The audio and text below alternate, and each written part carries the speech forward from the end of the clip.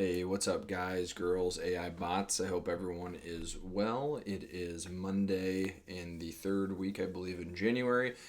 Starting to heat back up here again in Iowa. We are away from all the negative temperatures that we got and back in the 30s, which feels like spring. So that's good. For those who know the drill, go ahead and fast forward to a minute 30 and we can continue. For those that don't, proper introduction. What's up, guys? My name is Nick Kleitch. I am the creator of the Life with Nick YouTube channel and the host of the Life with Nick podcast, just to give you guys a very clear kind of upfront idea of what the heck I'm all about. So the two elements of my channel are, first off, I read, teach, and discuss a book a month. These books will generally be under the personal development umbrella. Some will be fiction, some will be nonfiction, but for the most part, that is what we will be doing. And then number two is I host a podcast once a month with an everyday person, and we have guests from a variety of different backgrounds. So if that's for you, would love for you to subscribe to the channel. That way you get updates on both the book reads and the podcast.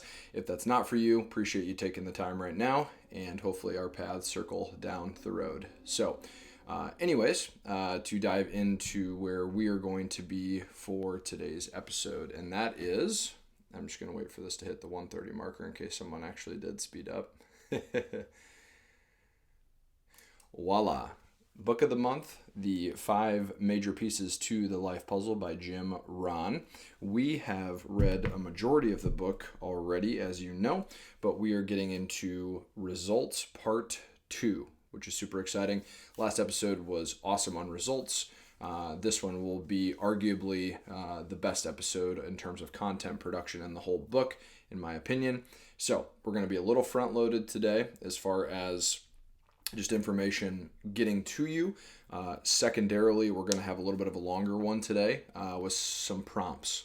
So if you guys are ready, let's tune in, let's dive in, all that good stuff. So just to get to where we're going to begin today is called The First Steps in Getting Better Results.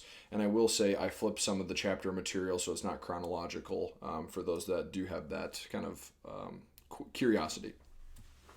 So this is from the book. It says, the miraculous process of converting the dream into reality began when one voice challenged the scientific community to do whatever was necessary to see that America placed a man on the moon. That challenge of them doing that awakened the spirit of a nation by planting the seed of a possible future achievement into the fertile soils of imagination.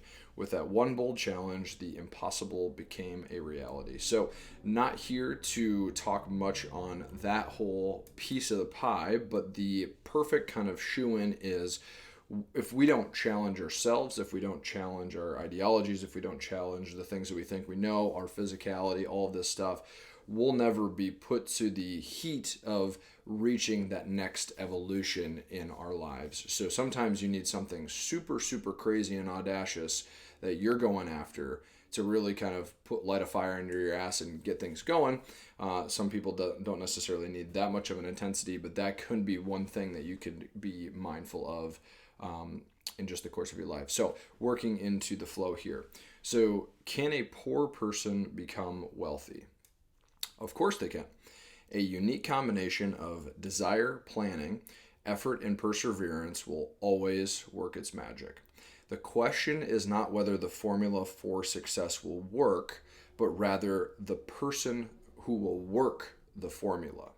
So this is what I think is cool about the day and age that we live in now, is that we don't have to reinvent any wheels per se unless you're in a position that involves a lot of creativity and production.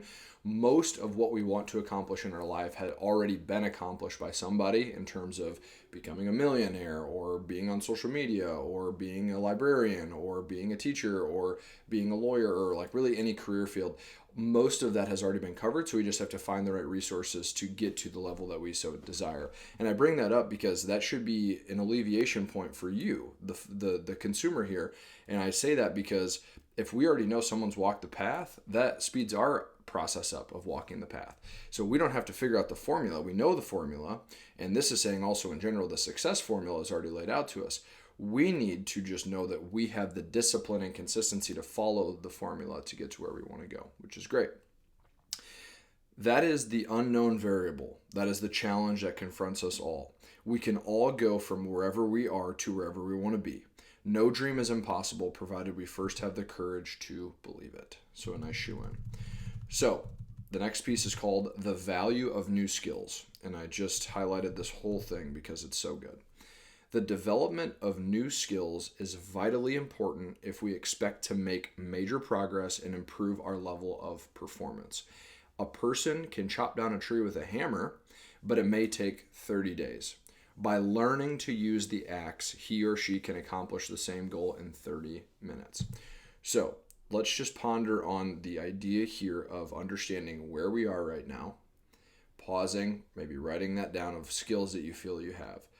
Then interject a new list of skills that you wish to obtain that could help you get to the next level. And by simply learning one new skill a year, in 5 years, you could be in a completely different place financially, emotionally, physically, all that good stuff. Life and labor get easier when knowledge is combined with the new skills. Skill is the refinement of our current abilities added to the acquisition of new talents. So we're not only refining what we already know what to do and how to do it, we are also acquiring new things to then refine. It is the result of an investigation driven by curiosity. It is a result of creativity and imagination intelligently applied to new methods. They're more so saying here is that as you open your mind to new paths and new skills, you're going to see from new perspectives, and all of that culmination will help you refine again the existing things, but you may be even better at it now because you were presented with a new way to do something new, which is great. It is the product of refined attempts as emerging quality rises to new levels. Skill is also a thorough understanding of a task at hand that comes from patient study and serious observation. So there's kind of twofold here. I like this definition a little bit better in the bottom, which is skill is also through understanding the task at hand and becoming a patient study and serious observation. So that's the first element, right? Any skill you're trying to learn, you must be patient, you must study it, you must have serious observation. In addition to that, on the upper one, skill is the refinement of our current abilities and then added the acquisition of new talent. So that combination is very powerful. Skill is what is acquired when a person becomes the master of a set task. It is having full confidence in our ability and in our command of many intricacies of our job. Skill is the process of learning. Skill is the result of accumulating a mountain of experience and a never-ending dedication to make good things better. So if you don't take anything else away from that whole paragraph, this last piece is the best. Even if you have to stop right now learning, which would be somewhat disappointing, but even if you have to work hard to refine the things that you're already good at to become incredible at that. The other element I want to bring up here is when he says skill is the process of learning. I want to kind of move learning to the side for a little bit because you do learn as you're learning new skills, right? But learning itself can be a skill. And what I mean by that is if you know how to learn something, you can learn it quicker and with higher quality. Therefore, the window of opportunity of other skills can be learned more quickly, and so on goes the ability that you present. So all of this is really to say that the value of new skills and the learning of new skills is literally these keys that unlock new doors for you to be able to go out and live a happier, more fulfilled life, which is awesome. I'm just saying as a byproduct of that, learn the skill of how to learn first, and then you will be even more effective as you're learning new things. Those who possess happiness and success must first master as many skills as they can gather, blend all of them together, and finally a unique talent emerges. With the accumulated value of our skills and talents, all things become possible, which is inherently true. There is no shortage of opportunity in life and in America, now with social media, and the United States, great country out there, arguably. There is only a shortage of those who will apply themselves to the basics that success require. So we have the vast land of opportunity if you live in America and or in other countries where you have the freedom to produce things. We just need to follow the formulas, and we need to take the formula and also apply that to learning new skills. If we are willing to pay the price, we will inherit the promise, is the title of the next portion. At times, if we are not fully engaged in the process of acquiring new skills, we become complacent in our journey. We assume that the effort needed to go the extra mile to learn or to push ourselves to the finish does not matter. Yet every time we allow that mindset to win, we weaken ourselves. Details in life matter. That is why we are encouraged to be in the constant pursuit of new skills that will make all the years of our life at better quality. So before we move on here, it's okay to get to areas of complacency and comfort after a period of applied learning. So it's this very nice kind of back and forth of, we're going to go learn a new skill, we're going to take the time to master that skill, and then we're going to go learn the next skill. And through that process, there is a period of rest and complacency. The issue is if you fully arrive at complacency and never move off of it, that's the issue. We want to get there. We want to take that time to recover ourselves, to properly apply ourselves to getting better and paying attention to the details. However, once we're done with that and it's second nature, we then need to get off of complacency and do the process all over again. Take, for example, the journey of us growing and developing through our youth. If we failed to walk, to eat, to grow, or other necessary life tasks, we would not be able to survive. We naturally rose to that challenge of learning how to walk because if we didn't, we would have to crawl everywhere.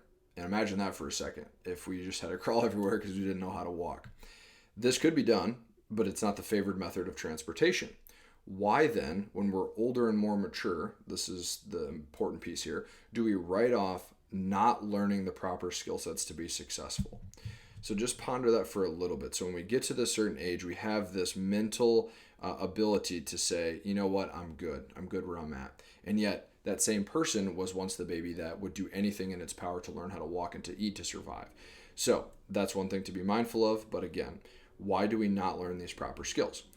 If we were to give ourselves the grace of learning new skills and important skills, we could continue to make life much easier on ourselves. If we simply push through the pain of discipline over a long enough stretch of time, we very much could learn advanced skills. Also, let's not forget the feeling of learning. This is great. This is a little bit of my own piece here,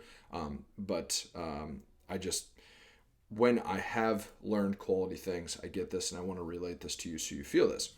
So when we learn and succeed at a new skill, we quite literally feel ourselves evolving in real time. Some people say I have a light bulb moment. Some people feel like they're actually acquiring this in real time, all that stuff. But that feeling can be very addicting because we know we're now growing and building and expanding. Cast this very principle over a lifetime, and we find ourselves ending the race with an incredible feeling of satisfaction that we earned along with this feeling. So just as a quick re-push through all of that. So we have to learn these things that we're needing to survive on, right? Then there's the next level. We need to learn the skills needed to make life easier. And that's going to take a lot of time to do that, which is okay. But the more effort we put into mastering those key skills, the easier we can go about doing our business. In addition to that, it's painful at times to be disciplined, yet the one thing we can use as a cookie for that, not a literal cookie, but a hypothetical cookie, is that we can lean into the feeling of learning and getting better. When we learn and succeed at a new skill, quite literally we feel ourselves evolving in real time. And then you take that principle over a large enough time and you'd be absolutely blown away by how many topics that you can master, learn, and all that good stuff. Moving forward. So we have talked a little bit on a couple of pieces here. So if we are willing to pay the price, we'll inherit the promise over periods of time, and then also the value of new skills. Okay.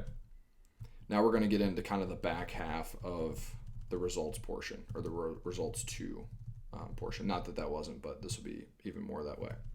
So checking results often. We cannot afford to wait years at a time to see if our plan, our philosophy, our attitude, and our efforts need to be modified. Neglected and delayed can be costly. Progress must be measured on a regular basis. The timely checking off of key indicators in all parts of our lives is the barometer of responsible thinking. How often we check our results depends on how far we want to go. The greater the distance, the more frequently we need to check. And there is a method to the madness to that. If we are only going as far as a block or just operating within a week, being off a few degrees isn't going to make much of a difference, right? But if we have our sights set on some distant star or some long-term goal, a miscalculation, even by a degree, can lead us miles off target. The longer we wait to discover the small error in judgment, the harder we will have to work to get back on course, and of greater consequence is that passage of time tends to diminish our desire to get back on course. We may accept the little that we have and abandon our dreams of all that we might be. So, no matter how long, we need to create an ability to check in. And then within that habit of checking in, we need to understand where we're going and how far of a race that is. Because if we find ourselves really off track, he's saying that it's as much work to get back on track to then keep going. And that could be what, defeats us ultimately. So I would say, just as a very clean-cut summary of all this, is that you got to check in and check in regularly. Probably weekly, if not every 2 weeks, on, let's say, your physical health, your mental health, your emotional health, your financial health, all of that stuff. The more frequently we check in, the more control we have. Now, you don't have to do this every single day. However, make sure it's not too long of time. So like if you start a New Year's resolution, for example, you wouldn't check in to see how that resolution is going in June.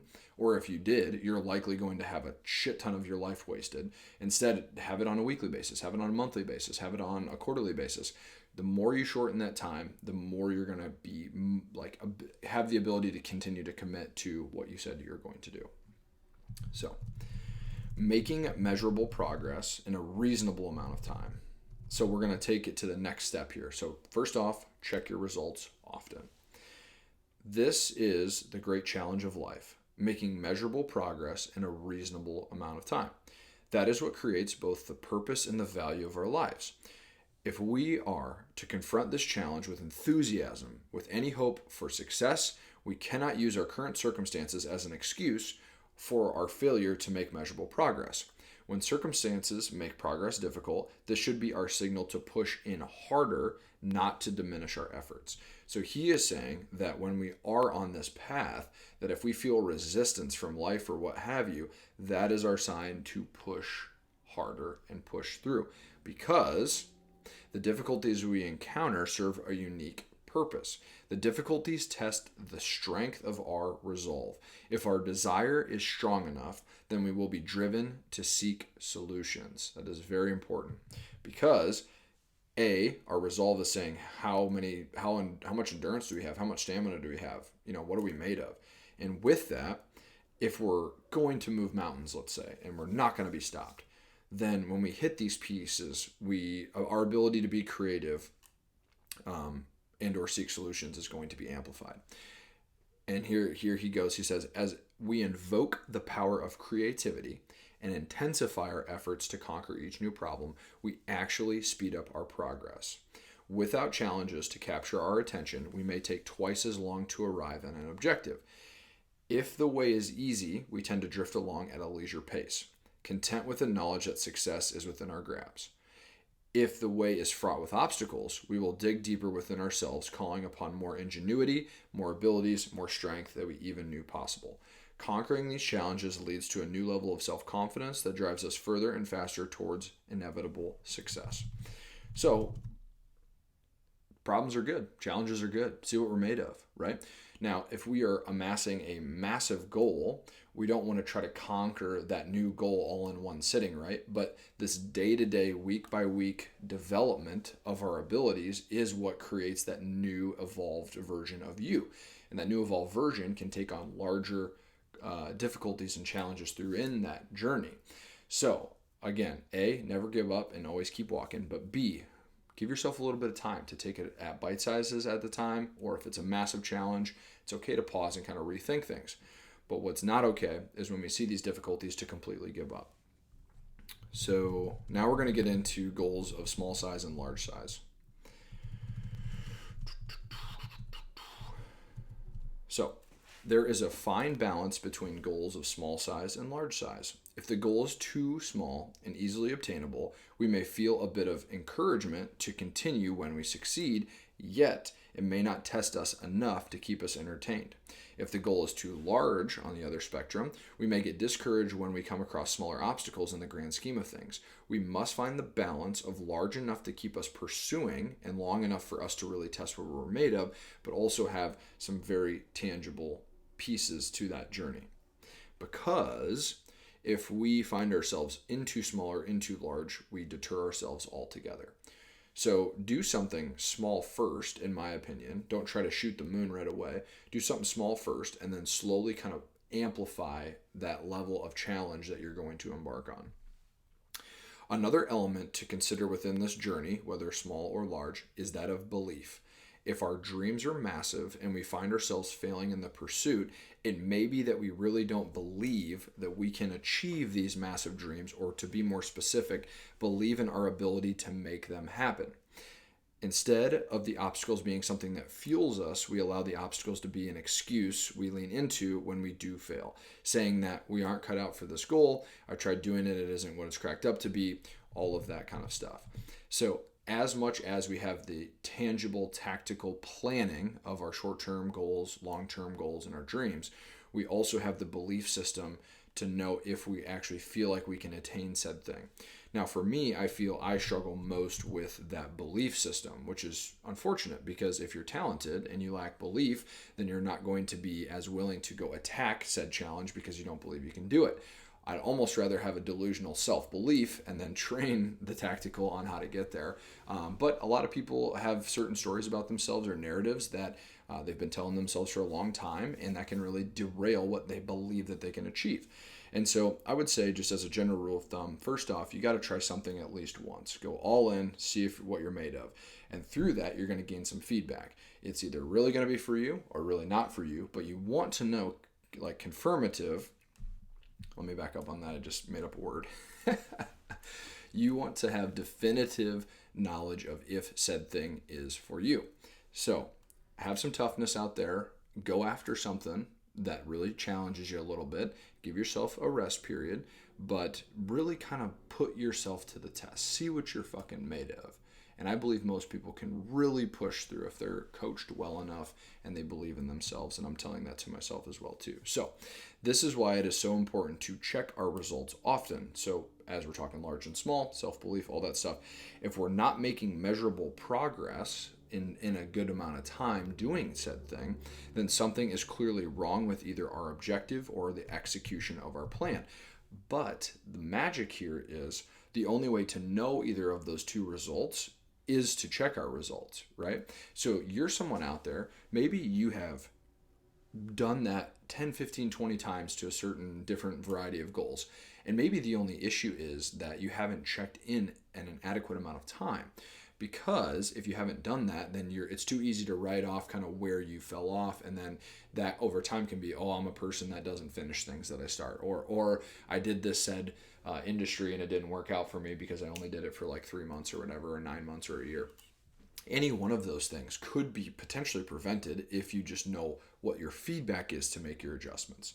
So as much as the pursuit and the belief are important, the checking of the results is as important.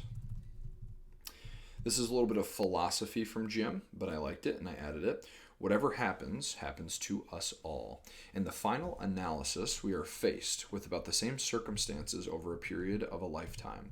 Some choose to use them as an excuse for poor performance, while others use the same circumstances as a reason to grow and drive themselves to new heights of accomplishment. We all have opportunity mixed with difficulty. The storms come upon the rich and the poor. Whatever happens, happens to us all. The only difference is in our approach to the things that happen. This is not what it is not what happens that determines the quality of our lives. It is what we choose to do about what happens that makes all the difference. If you are someone that have heard that before, no worries, kind of marinating a little bit. But if you're someone who hasn't contemplated this before, I want to just take a moment and repeat that. So it's not what happens that determines the quality of our lives. That's out of our control. Things are happening that are in or out of our control. And whether it's good or bad, it is what it is. However, the moment it ends, that is when we have the ability to choose what to make of said thing.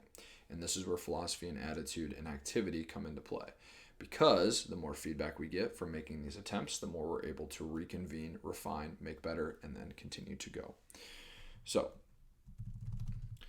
Again, this is a little bit more on the philosophy side, but there is an inherent tendency to want results when we want them or need them, meaning we are deciding when we want and need them. That is not how the law of sowing and reaping works. The law of sowing and reaping tells us that to reap in the fall, we must first plant in the spring. We must use summer to help the plants grow strong by guarding them against invasion of devouring insects or strangling weeds. We must continue our activity in spite of our current needs. And I really like that, and I want to really kind of narrow in on that, because sometimes you work your tail off and you don't feel like you've gotten anywhere. What we need to reframe that as is the more that we continue to sow, we got to always be good at sowing, right? We're sowing. And we feel at a certain point, we've sowed for 3 months. Why am I not getting the results that I have? Okay. That doesn't mean we retract the sowing. It means that we need to continue to do that. So when it does come to harvest season, we have the confirm the variable that we have at least continued to sow. So we want to maintain that variable. Results do not respond to our needs. Results respond to effort, to labor, and activity.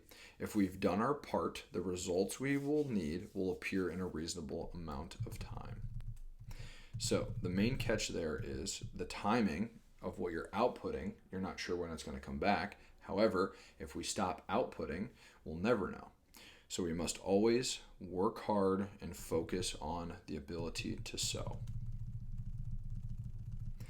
Now, this is where, as I mentioned in the beginning part of the video, where we're going to get into some prompts a little bit. Neglect intensifies future challenges.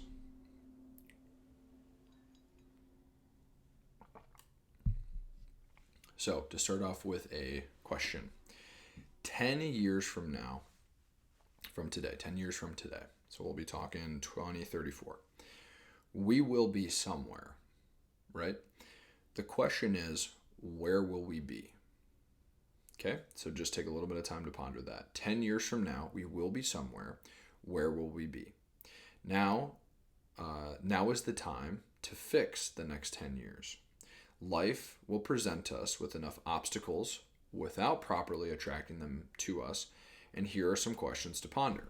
So I'm going to give you the questions, pause after you've written the questions down, and then take some time to basically go through these questions. And once you have, then come together and you have created a first result, if you will, of present day. Then from there, we're going to use those questions every month or every quarter to then have a barometer on your progress towards said goal. So if you are sitting there and you have no way to check your results, I'm at least going to give you a way through Jim's work. I can't take all the credit for it. So the first one is, how many books have I read in the past 6 months? How many of them aided in my personal growth? So first one, how many books have I read in the past 6 months, and how many of them aided in my personal growth? I'm never knocking reading. Reading in general is an amazing habit. So if you're reading fiction or whatever it is, totally cool. What I will say is that we also need to focus a little bit on our personal growth. Otherwise, we will not change for the better. Okay, so that's number one. Number two, how regularly did I exercise last month? How regularly did I exercise last month? How much of my income have I invested in the past year? Okay, how much of my income have I invested in the past year? How much have I journaled in the past month? How much have I journaled in the past month? Okay, so there's some of your very loose but firm questions that you need to be kind of looking inward on. The answers to these questions will provide us with vital information about our potential for progress and future reward. If we cannot discipline ourselves in the small things, we will lack the discipline to capitalize on the great opportunities when they appear. So essentially what I'm promoting here is we're checking in on good information that we're inputting for the first category, then exercise is the second category, financials is the third, and journaling for your mental and emotional health for the fourth. So just doing those things and focusing on those things will be just enough to allow you to take action on the next 10 years. And that is the goal, right? Is to take action and be in control of where your destination will be in 10 years. Every error defeated by a disciplined activity or habit paves the way for our future success. All of this is a single victory, day after day, week after week, month after month. Okay? Every time that we do something good and a good habit, that pushes away the evil, that pushes away the bad complacency. The value of confidence in determining results. Those that pursue the good life should never settle for less than their best. Doing less than our best has a disastrous effect. It erodes our self-confidence and diminishes our self-worth. Doing less than we can inevitably affects our attitude. It leads to a bottomless pit of degrading emotions and produces embarrassing and discouraging results. So before I produce this next part to you, when I say your best, I'm not meaning that every single moment of your life you have to just be hammering away, right? I'm saying in general, right? Just the general theme of your life. Doing less than you know you can will slowly eat away at you. And at the end, you will then look back and go, gosh, I really could have taken action on anywhere between 5 to 15 things in our life that could actually make a difference. So that is why we're presenting this to you here. It's kind of like a motivational speech to say, all right, we just did those 4 questions that were good or 5 questions that were good. This is what's going to happen if we don't do any of that and just float and get to that 2034 where we're completely out of our control. So here we go. Doing less than we can creates subtle guilt. Subtle guilt leads to worry, and then worry gives birth to self-doubt. All of this leads to an inevitable loss of self-confidence, and now we have the blueprint for failure. The less capable we feel, the less we do, right? And then the less we do means the less activities that we do, and that gives us fewer results. As our results decline, so does our attitude, because we're not doing as much and we're not doing as much at our best. The negative spiral has now begun, and our lives are soon going to spiral out of control. That's a bit dramatic, but the point is made. The growing weight of things left undone undermines our confidence, not only in ourselves, but also the promise of a better future. There is a solution to this spiral, though, and it reads like this. By going to work on our attitude, we put ourselves in a better position to begin the process of taking action, okay? Whether this is a run that you need to go on, or honestly just needing a little bit of a hype moment or hype thing, rather. From increased levels of action from this new attitude, we produce new results. From these results, our self-confidence grows, and as our self-confidence grows, we begin to grow again. Additionally, with this newfound confidence, we begin to take on larger responsibilities and actions, which turns into a generated higher of results, which produces a new attitude. Excuse me. So the reason that's important, I guess, to you, if you do know what is important, then fair enough, but just as a quick sidebar, is that essentially we're trying to build the ability to have a daily execution on said things, right? We don't need to do 100 things in a day. We need to do 5 things really well and for an extended period of time. And then we can replace and put in maybe other things that are going to produce higher results, or we're going to add one more to the list. But eventually we're trying to just maximize the output so that way we feel good about that output, which then makes us feel better that we're contributing, okay? Suddenly, what was once a spiraling out of control turns into an unstoppable force. Sometimes the best prescription for a poor attitude is activity, no matter how small, essentially. So sometimes literally the best thing you can do is just go do something, and that will be the kind of ignition to the next thing and the next thing and the next thing. So if you're feeling in a rut, you just got to go out and do something, okay? So this is a quote from the book that I liked. Weak is he that permits his attitude to control his actions, and strong is he who forces his actions to control his thoughts. It is inactivity, regardless of the cause, that is unacceptable. So no matter how long we need to rest, we can rest. But the one thing we cannot do is be completely inactive from our ability. This again leads to having a disastrous feeling of not living up to your full potential. I would also interject that movement can ignite motivation to take action. Never underestimate the power of a good walk. So this is all about just momentum and domino effect either way, right? So the more we're doing the inputting of the good things, the more we're going to get good things out, which then leads for more confidence to continue to do that. The more important element, I think, is if you're in a rut, we got to learn how to dig ourselves out of that rut through activity. And that, unfortunately, whether it's quitting a job or whatever it is, you just got to find a way to do some kind of movement in some direction. And then just me in general, I believe that physical activity, movement of any kind, is just a net positive. So results are more than just an objective. They are seeds of future joy and prosperity. Okay, just to give it a little bit more oomph. They're not just an outcome we're going to get to. They're the seeds and the fruit of our joy and prosperity. So we've covered a lot in this video, and we are getting to the end of the video. And I'm excited, but also I'm hoping that you received a lot of really good stuff through this one, because I felt personally it had a lot of great information. So to round things out, how far should we reach is the question. We're about at 36 minutes right here, so we'll conclude on a high note. How far should we reach? Just a good question. So how far are we aiming? How far are we reaching? What a great question to ask yourself. And I really mean that. I wrote that, not Jim. How far should we go? How far should we run? How long should we run? Like throughout the course of our lives, how far should we go? It seems that every life form on this planet strives towards maximum potential, except human beings. A tree does not grow to half of its size and half of its potential and then say, I guess that'll do. A tree will dive. A tree will drive its roots as deep as they can go, along with soaking up as much nourishment as possible until it can grow no longer.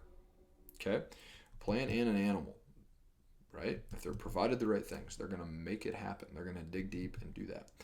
Why is it then that human beings, surely the most intelligent life forms on Earth, or as we claim to be, do not strive to achieve their maximum potential? Why would we allow ourselves to only grow halfway or 3/4 the way and stop, right? And I love that dialogue that he proposes there. You got a tree or you got an animal or whoever in the kingdom of nature, and their whole life and their whole kind of existence is about getting as strong and healthy and rich as possible. So why don't we do that? It's a great question. The answer is simple and yet profound. We have been given the freedom of choice. In most cases, choice is a gift. When it comes to doing all that we can with our abilities and our opportunities, though, choice can sometimes be more of a curse than a blessing. All too often, we choose to do less than we could, right? Because we want to remain comfortable. We want to try to survive. We do less than we can. We would rather relax, kick our feet up, and drink under the shade of the tree that was growing instead of emulating its struggle for greatness. This brings us to the conclusion of today's video, and the conclusion leads us to the understanding that we all have two choices in life. It's that simple. Two choices. The first choice we can make is to be less than we can, to hit a certain threshold and then stop and be at peace with a worthwhile accomplishment, which is fair in some cases. The second choice is to do it all, to become all that we can be, to read every book we possibly can, to earn as much as we possibly can, to become as valuable as we possibly can, to give and share as much as we can, to strive and produce as much as we can. All of us have this choice, right? It's going to mean something different to everybody, but yet the walking of the journey, fall in love with that walking of the journey. Our ultimate life objective should be to create as much as we can with our talents and ability and desire that is permitted to us. To settle for doing less than we could is to fail at this worthiest of undertakings. Results are the best measurement of human progress, and the greatest rewards are always reserved for those who bring forth great value to themselves and the world around them, as the result of whom and what we have become. So that concludes results, and we have a handful more videos before the book is done, but I really want to just drive home how much I appreciate you guys reading along with me and entertaining this stuff, because it can be uncomfortable at times, but it is so worth it in the end to know that you are putting forth the effort to become a better person. It's not tangible, but you can feel it. Everyone can feel it as they're getting that better knowledge, working out their physical body, eating well, doing the right things, talking to their relationships. It's a real thing of beauty. And to stall out and come completely complacent is just a disservice to our human potential. So let's keep reading, and we are on to the fifth major pillar of the life puzzle. Thank you, guys.